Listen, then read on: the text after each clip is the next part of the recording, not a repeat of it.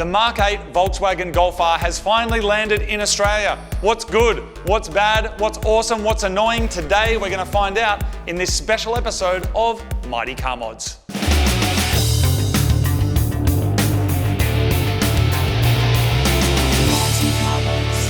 Welcome to another episode of Mighty Car Mods. Now, the Mark 8 Volkswagen Golf R has already been out for some time overseas, but for Australia, it is brand new. Now, you may have already seen some reviews for the Mark 8 Golf R like this. G'day guys, Marty from Car Power here. The all-new Mark 8 Golf R redefines day-to-day comfort with luxurious Napa leather as standard, with heated and cooled seats, wireless Apple CarPlay, and more than enough room in the boot for all your weekend duties. Spoiler alert, the boot size is the same as the Mark 7. The exclusive first drive of this car in Australia actually went out on our second channel, MCMTV2, which you can check out here. But as a previous owner of the Mark 7 Golf R, I thought I'd point out some of the differences specifically between the previous model and this one. Before we go any further, there's a couple of things that you need to know. I have owned a lot of Volkswagens over the years. From the Mark III Golf that we painted with beer, salt and urine and then took to a Honda meet, through to a couple of Mark IV GTIs, including the cheapest one that we could find in Germany, which we modified in 24 hours and then took to Austria as part of the Volkswagen Wörthersee Festival. I've had a Mark V GTI, a Mark VI Golf R, and of course my modified Mark 7 Golf R, which for me was a game changer. It redefined the idea of having sheer supercar performance wrapped up in a package that you could use as a daily driver. So yes, there have been a lot of Golfs on the show over the years. At this point, I should point out that we've had way more cars on the show than just Volkswagens. In fact, there's a whole book full of all the cars we've done over the last 14 years, and we will sign a copy and send it to you anywhere in the world. I've owned lots of Subarus, lots of Nissans, even a Lotus, and lots of normal cars as well. Oh, and did I mention my Suzuki Jimny? Because right now, of course, you are watching the world's #1 four-wheel driving channel.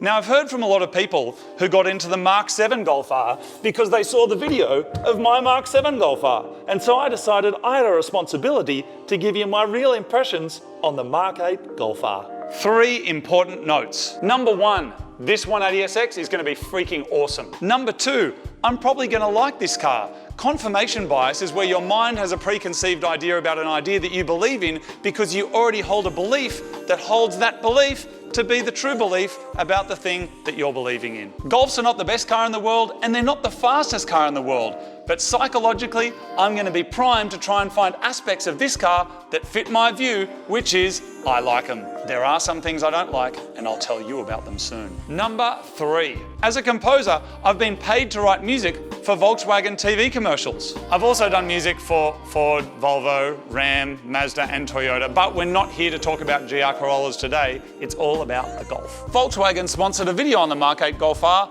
on our second channel. They also helped us fund a trip to Wörthersee in Austria and drive the TCR in Slovenia. And this is a press car.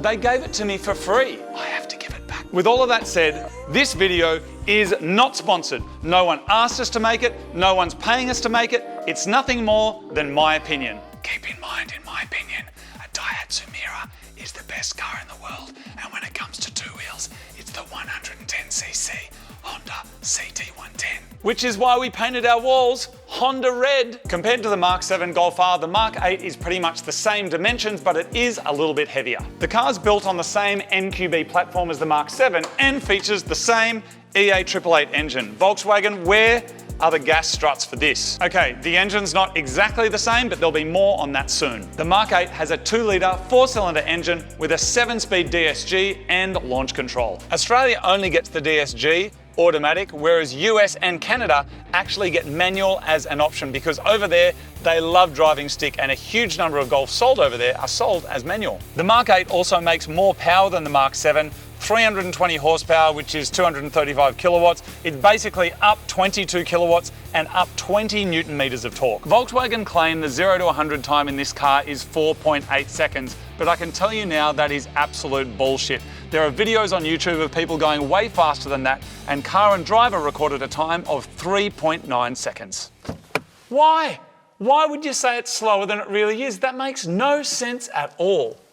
Now, when it comes to all-wheel drive cars, what people really like doing is launching them and taking them down the quarter mile. This one here will do the quarter mile in around 12 point something seconds. The Mark 7 did it in 13 point something seconds. With modifications, my Mark 7 did 11.2. In Australia, we get 19x8 diamond cut wheels with 235, 35, 19-inch tyres on them. This design, I don't love it. This car has fully adaptive suspension, which you can adjust based on the drive mode you're on, and there's also individual settings. Now, what I do know is these springs and suspension setup is different to what's on the Mark 7. How do I know? Because when you go to buy aftermarket springs, all the people that were making Mark 7 stuff are selling different stuff for the Mark 8. The front subframe is now made of aluminium, so it's lighter. And Volkswagen say that this here not only reduces weight, but also optimized to provide maximum rigidity. The car is already lowered from the factory by 20 mil, and I actually think the height looks pretty good. The brakes are absolutely huge, ventilated and cross-drilled 357 millimeter discs with dual piston calipers. Let's have a look in the engine bay. Can you imagine? Can you imagine? For starters, what seems to be getting the most attention under the bonnet of this car is this weird, floppy engine cover. Why is it floppy? Nobody seems to know. I read one post online of a guy saying that when he has no cover, I'm not even joking, he's worried about chipmunks going and having sex with all of his wiring. I don't even know what a chipmunk is. I've only ever heard of them on TV when they sing that. Do you believe in life after love? I've never seen a chipmunk. I don't know what it is. I think it's a rabbit, like on speed. Anyway, turns out chipmunks, Mark 8 Golf R, no engine cover, recipe for disaster. A significant and exciting upgrade over the Mark 7 is the Mark 8 comes with a bigger turbocharger. This is a Continental unit, which is instead of the IS38 unit that is on the Mark 7. Considering it's already there and it's already attached, I can tell you from experience, it's way easier than trying to install a big turbo on your Mark 7 because it is a big job that needs a lot of different components. Fuel is delivered by direct injection at 350 bar compared to the previous model's 200 bar. And what's amazing about this engine is the peak 400 Newton meters of torque comes in at just 2,000 RPM.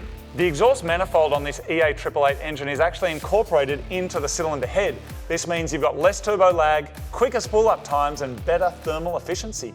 When it comes to cooling, I had a big Revo front mount intercooler on my Mark 7 Golf R. It looks like that same core is going to fit on here, but with some different piping to make it all work. These cars become very popular because lots of people like tuning them, doing their stage 1, 2, 3, 99. No one has managed to crack this yet, but no doubt there are companies around the world trying to do so. As such, all of the mods that we are seeing around different places in the globe are focused on wheels, tyres, brakes and suspension. Now, my friends, let's talk about skids. Whenever I get a press car, I make sure I only drive it on the road. The Mark 8 Golf R comes with an all-new torque vectoring system that allows up to 50% of the power to go to the rear wheels and then up to 100% of that available power to either wheel. Let me demonstrate to you what that looks like.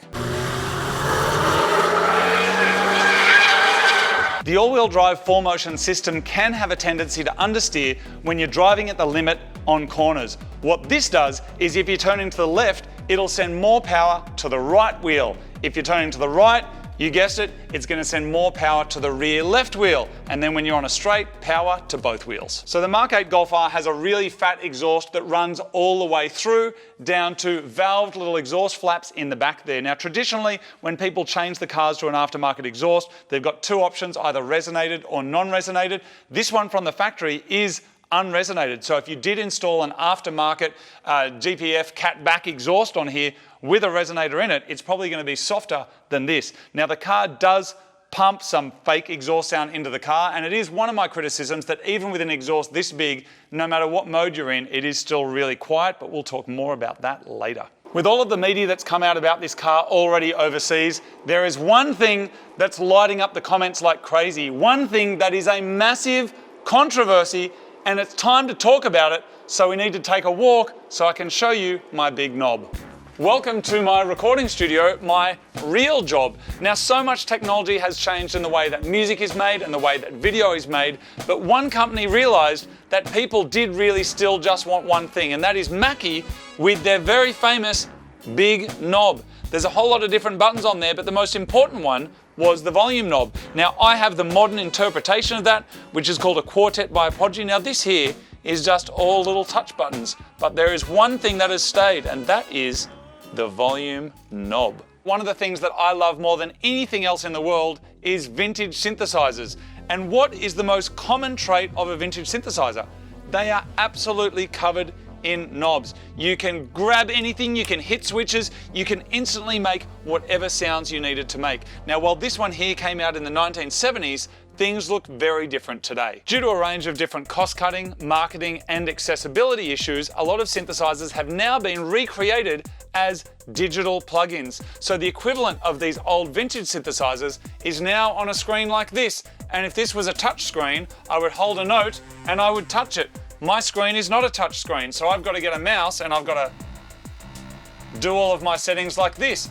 Times have certainly changed, and even modern synthesizers like this that used to be covered in knobs, this is a controller keyboard, now has a touchy bar on it. So other than the buttons to put the windows up and down, Volkswagen have removed all of the buttons inside the car, and now it's all behind a touchscreen. And some people are not happy. With the new system, if you want to make any changes to the climate, you can do that with voice command, or you can do this kind of swipey hand thing to go through the menu, or press this climate button, which will give you all your settings. Now, I get that some people like the olden days where there were buttons on everything, and me, myself, I've got a studio full of analog synthesizers. I love the knob, but there are reviewers out there and journalists pretending that this is way harder to use than it actually is, and that is just really annoying. Rather than a dial, volume is now controlled with this swipey thing, and if you want to mute, you swipe all the way down, or you can use volume on the steering wheel. Either side of the volume slider, you've got your temperature control for your passenger and the driver, and you've also got heated seats, which in Australia is probably not something you would need a lot, but you've also got cooled seats, and I can tell you that is an absolute game changer. Now, one criticism that I think, may be fair is that none of this is backlit. So people are saying it's hard to find the volume control in the dark. That said, I would always use the volume control on the steering wheel anyway. The all new steering wheel on the Mark 8 incorporates this kind of haptic feedback buttons where you can kind of rub your finger over it and press a button and you get this little vibration feedback. Now, some of the criticism that has come from different journalists and people reviewing the car have said that this here is the heated steering wheel button, and when they drive, they're accidentally turning it on. I don't know how they're doing it. I got to be really honest. If I'm sitting like this, I don't know in what format my arm needs to be, like this. Even then, I can't turn it on. I would have to put my arm over and now press. Now it's on. If you're driving like that, you probably shouldn't have a driver's license. That part, I don't get at all, and I feel like that's just a bunch of internet people going, I don't like it, even though in the real world, that is not a problem. One of the other criticisms that I saw on a show that I won't name but used to be hosted by Jeremy Clarkson is how long it takes to actually activate the launch control. Now, I don't know why, but in their video it took almost a minute of talking and faffing around to try and make it work, so I want to show you how to actually do it in real time. I'm going to start the car and see how long it actually takes to get into launch mode. So, the car is on. I'm going to hold the R button down, which puts me into race mode. That's into sport. Now I'm going to put that down, ESC, into sport. Launch control active. Now I'm not going to release the brake because in the next 5 or so meters, it would be great until we hit the wall. But that's how easy it is. Now, I don't know why, but there does seem to be a bit of a campaign around journalists to make sure it seems as hard as possible to do that.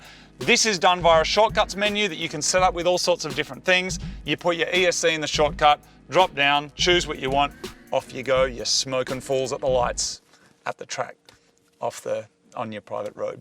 This wouldn't be a real car review if I didn't show you what it looked like when someone who's 184 centimeters is sitting in the back. There's okay headroom, the legroom is reasonable, but this car actually has an amputation mode which you can't turn off. I've got a friend sitting in the driver's seat, and if he gets out of the car now,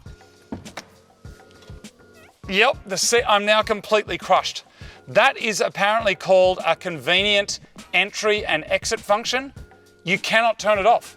You can't turn it off. It means that now if I try and get out like this, next time I try and get in the car, I can't get in before the driver because I can't fit. So the only way I can get in, if you get in again and start the car, now it'll move forward enough for me to fit in. Now it's moving forward. Now I can fit again. Why can't you turn it off? If, like me, you don't want to crush the legs of your friends and passengers, you should be able to go to the interior over here, choose the seats. Here it is, that's the convenient entry function. It's not very convenient. I'd like to turn it off, please. No, this function is unavailable. Please fix that. So what's the lowdown? The price in Australia is $66,990. Yes, it is expensive for a Golf, and on top of that, if you want to option the stereo and the sunroof, the only options available in Australia, the price goes up. Then you've got dealer delivery. You're looking at somewhere between $75,000 and $80,000. Yes, it is a lot of money, but so is everything. I just had a look secondhand for Mark 7 Golfs, the previous model, and their asking price for some 2020 models with 50,000 Ks on the clock are $70,000. The price of everything, components, computers, technology and cars has gone through the roof, and this is no exception. What I don't like, it's super quiet from the factory. We don't get an alternative exhaust option like they do overseas. That's something that I kind of think would be a good option, but something that's easy to change yourself. I don't like the look of the chrome tips on the exhaust or the shape of them. Chrome mirror caps, I'm not a big fan of them either. Even on the black cars, they're chrome. I don't understand how the color works with that. The aircon is an extra press. I don't play with my fan a lot. I don't play with the seats and all the heated stuff, but I do turn the air conditioning on and off. It used to be a button. Now you press the climate button, then air conditioning on and off. It's just something to get used to, but it's not a big deal. And the other thing is the car always starts in sports mode. Even if you leave it in comfort mode, you turn it off, turn it straight back on, it's on sports mode. So what do I like? I like the interior, I like the tech. Some people have spoken about the interior. The plastic feels cheap. I don't care about any of that at all. I've had Subaru STIs, they're cheap. They're fun, they work. I have no care about plastic whatsoever. The performance is great. I think the rear end of the car looks really good. I'm not a fan of the front yet. I haven't got used to the kind of like little winglet things on the edge of the lights. What do you think of the Tron light bar? The cooled seats are awesome. The stereo sounds great, and I like the lighting effects and the new turbo. There's a lot to love with the all-new Mark 8 Golf R. Sure, there's a few teething issues, but there are huge leaps in regards to the technology, and the performance straight out of the box is truly breathtaking. The drift mode is heaps of fun, and its trackability is ballistic. The real question is, would I buy one? And the answer is simply yes. In fact, I already have, and I can't wait for it to arrive. That is my take on the Mark 8 Golf R. I hope you liked it. If you want to support the show, you can get merchandise from mightycarmods.com, and see you next time for some more mad car modifications. All right, so it's not day-to-day luxury, it's day-to-day comfort. Sorry, man. I'm an actor, and I just... Yeah, I know. I'll tell you what to say. Internal battle all the time. G'day. Yes. It's Marty from Car Power. It's Marty from Car Power. Okay. The all-new Mark 8 Golf R. I just don't have the emotions there. It redefines comfort. Okay, comfort. With luxurious Napa leather seats, leather. heated and cooled. Yep. Apple CarPlay. Sorry, man, Can you do some push-ups, my please? agent. Just Really? give yourself a pump. Shit. Sorry, man. Sorry. Keep going. I'm so sorry. Keep going. No, come on, man. Ah! All right, now let me just clean your glasses. I just didn't want to get wet because it looked weird. All right, there we go. Let's call my agent. Hang on, Redefines mate. comfort. Redefines comfort. My agent said you're paying me shit. Your agents are... Try again. The Mark. all-new Mark 8 Golf R redefines day-to-day Day lux. comfort. Comfort. Okay, right. Right,